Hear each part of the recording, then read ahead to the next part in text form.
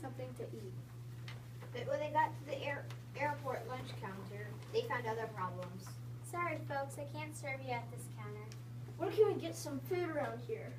I guess I can give you food if you take it out and promise to eat it someplace where no one else can see you. Forget it, man. 12 hours later, Jackie and Rachel finally boarded another plane.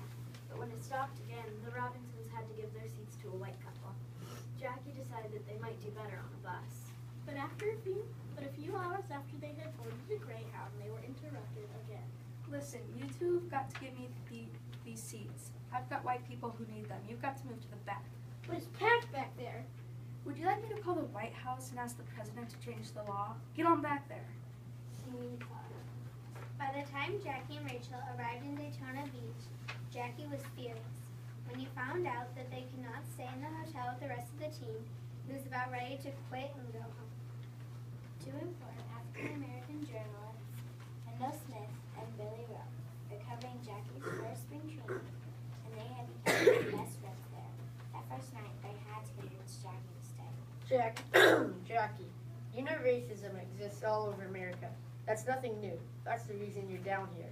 I can't take a plane, can't stay with the team in the hotel. I even heard they might have to move the whole team to a new town because the locals might make trouble. Jackie, what you were trying to do is much bigger than what happens in this town, or even in the South. It's about changing our whole society. As they argued into the night, Jackie finally started to listen to them and even agreed. You have a chance to prove to all those white folks that we can deserve to participate fully in our society, that they have no right to exclude us from anything that matters. They'll have to realize that we deserve everything our society has to offer, and that we are willing to fight for it with dignity. But along the way, we're going to have to take some abuse. You knew it was going to be hard, and it's going to get much harder. But if we don't make it this time, there may not be any next time. Armed with new determination, Jackie reported to spring training the next morning. Crowds of reporters were there. They reported it this way. The white Montreal players have accepted Jackie Robinson as their teammate. There has been no friction. Of course, the reality was a little different. That first morning, the crowd tried to block Jackie's entry onto the field. He had to find a hole in the back of the fence and crawl through it. Tension was high on and off the field at the Royals camp.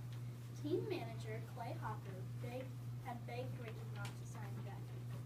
Once, Mr. Ricky and Clay Hopper were watching practice when Jackie made an amazing play on the field. Did you see that, Hopper? That play was superhuman. Mr. Ricky, do you really think so? After all, he's only a black player. Ricky, stunned, didn't answer. He knew that racism had been bred so deeply into Clay Hopper that no conversation was going to change things. It would take some time. Scene 6.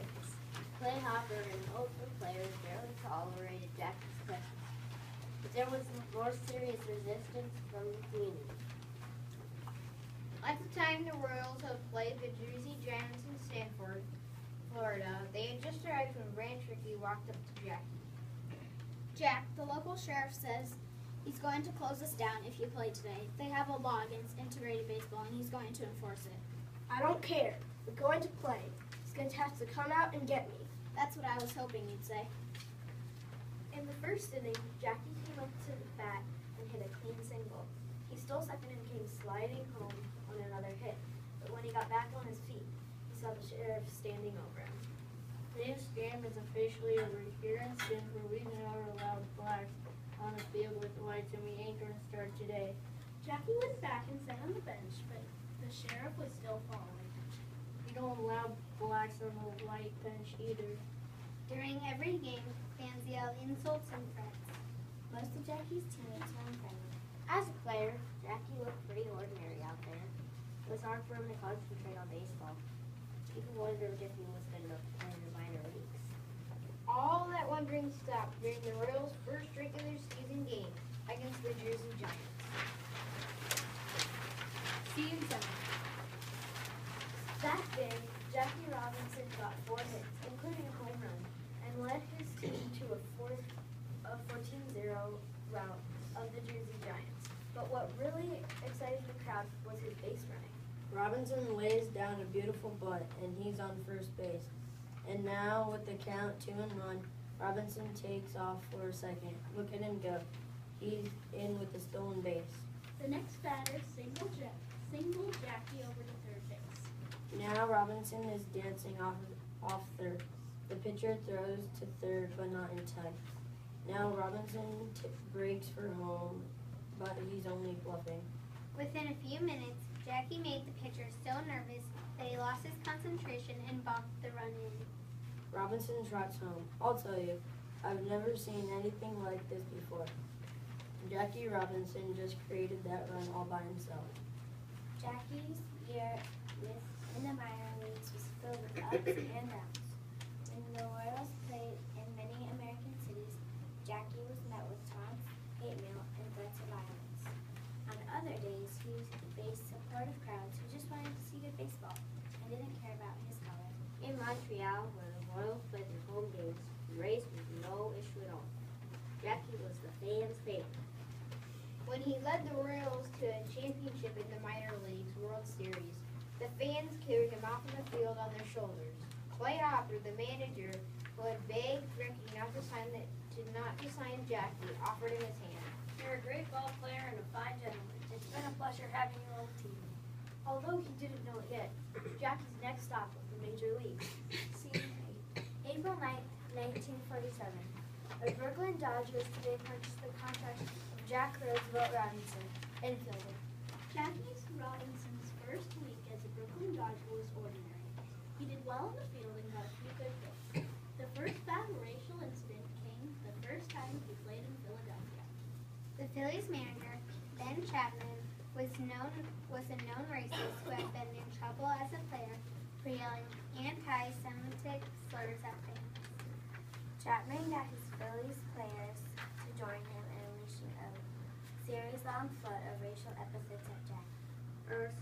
At first, Jackie could barely stand to take all the abuse without answering back. But he remembered the deal he had made.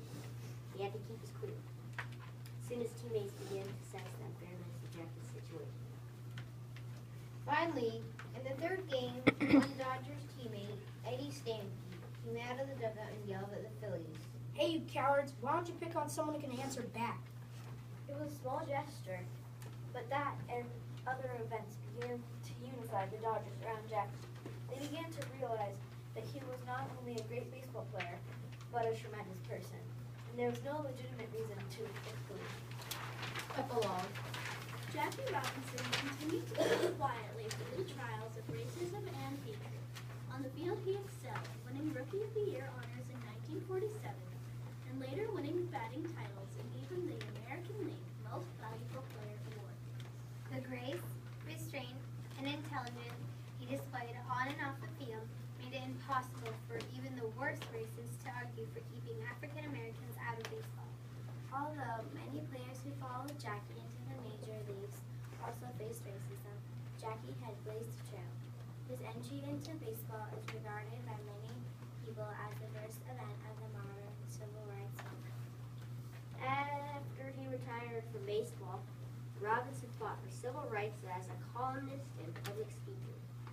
Martin Luther King Jr. said, Jackie Robinson made it possible for me in the first place. Without him, I could never have done what I did. Jackie Robinson died in 1972 at the age of 52.